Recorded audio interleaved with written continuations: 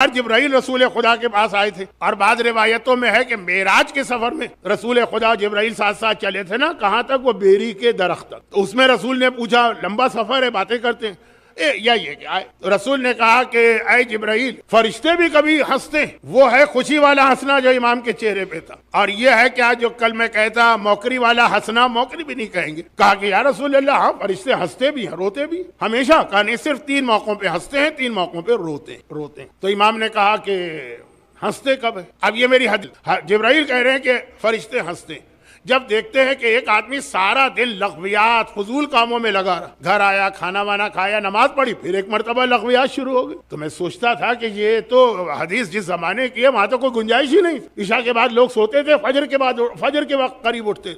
लेकिन जब से अब ये फेसबुक और ये आईफोन और जब ये टीवी और ये यूट्यूब आया, तो दिन से ज्यादा रात के वक्त अब लग़वियात होती है, फरिश्ते हंसते। सारा दिन तुमने अल्लाह की मुखालिफत की पेट नहीं भरा कि रात जो बची थी उसके अंदर भी तुम अल्लाह के खिलाफ चले। हमारा सोशल मीडिया के ऊपर सिलसिला चल रहा है, वहां फरिश्ते हंस रहे हैं। तो मौलाना ये तो बहुत बड़ी इबादत है, फरिश्तों को हम हंसा रहे हैं। और उसके बाद कहा कि फरिश्ते हंसते जब एक आदमी का एक मकान बन गया, एक जायदाद हो गई, उसका एक सोर्स ऑफ इनकम हो गया, पेट नहीं भरा, दौलत के भूखे का पेट नहीं भरता, अब दूसरा मकान जी ये रहने के लिए है तो वो इन्वेस्टमेंट के लिए, तो दूसरा बना, तो तीसरा बनाना है, तो तीसरा बना, तो चौथा बनाना। फरिश्ते हंसते। ये सब यहाँ छोड़ के जाओगे, लेके तो नहीं जाओगे ना, जरूरत पूरी हो गई फिर भी सिलसिला नहीं रुक रहा। और तीसरा तो आपको याद होगा कि मैं अक्सर पढ़ता हूँ, जब किसी औरत को कब्रिस्तान में ले जाके दफन किया जाता और एक आवाज लगती है कि सारे नामहरम हट जाए, जो खाली महरम है वो आके इसका दीदार करे, फिर उसको छुपाया जाता है, बड़ी एहतियात की जाती है उस औरत के लिए, जबकि ऑलरेडी वो कफन में होती है, कफन एक फुल फ्लेज हिजाब, उसके बावजूद ये एहतियात होती है।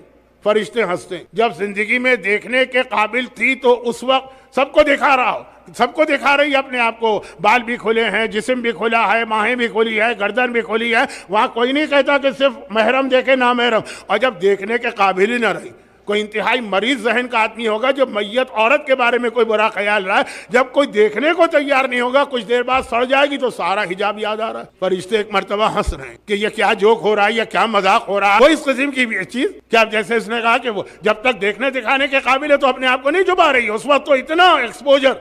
फरिश्ते हंस रहे हैं और फरिश्ते रोते हैं, 3 मरतबा रोते हैं। का पहली मरतबा उस वक्त रोते हैं कि जब कोई शख्स इल्म दीन हासिल करने निकले और दूर दराज के इलाकों में जाए। देखिए आजकल जब ऐसा आदमी गुर्बत की आलम में मारा जाए तो फरिश्तों की आंखों में आंसू आते हैं। एक ही उसे है ना, जवां बेटे का मरना, तो वो वाली कैफियत, उन माँ बाप की हालत देखकर फरिश्तों की आंखों में आंसू आते, रोते, सारी उम्मीद। और ये अबू ज़र गफ़ारी का वाकया है ना, बेटा मर गया, बाप बैठा रहा, यानी अबू ज़र जिंदा रहे, उनके बेटे मर गए, लेकिन कहीं और चले जाऊंगा। तीसरा मौका जब रोते, कहा जब कोई यतीम हो जाए, उसका बाप मर जाए, और वो रात को सोते, तो छोटा बच्चा रात को सोते सोते घबरा के उसकी आंख खुली, शायद उसने ख्वाब में बाप को देखा हो, ये हदीस में नहीं है, लेकिन घबरा के आंख, और वो अपने बाप को याद करे, और जो उसकी निगरानी के लिए दाई रखी गई है वो उसको डांट के कहे कि खामोश हो जा, तेरे रोने से मेरी नींद खराब हो रही। उस वक्त जिस तरह से बच्चा डर के खामोश भी होता है और कलेजा इसका रो रहा होता, फरिश्तों की आंखों में आंसू। ये आम बच्चे की बात हो रही। और अगर कोई रसूल की औलाद में ऐसी यतीमा हो, जो इम्तिहान की बातें थी ना, ये तीनों जिनमें फरिश्ते रोते हैं, ये करबला वालों पे पूरी उतरी कि नहीं उतरी? आलम गुर्बत में पूरा घराना मारा। क्या यहाँ बूढ़ी माओं के सामने उनके जवान बेटों के लाशें नहीं उठ? और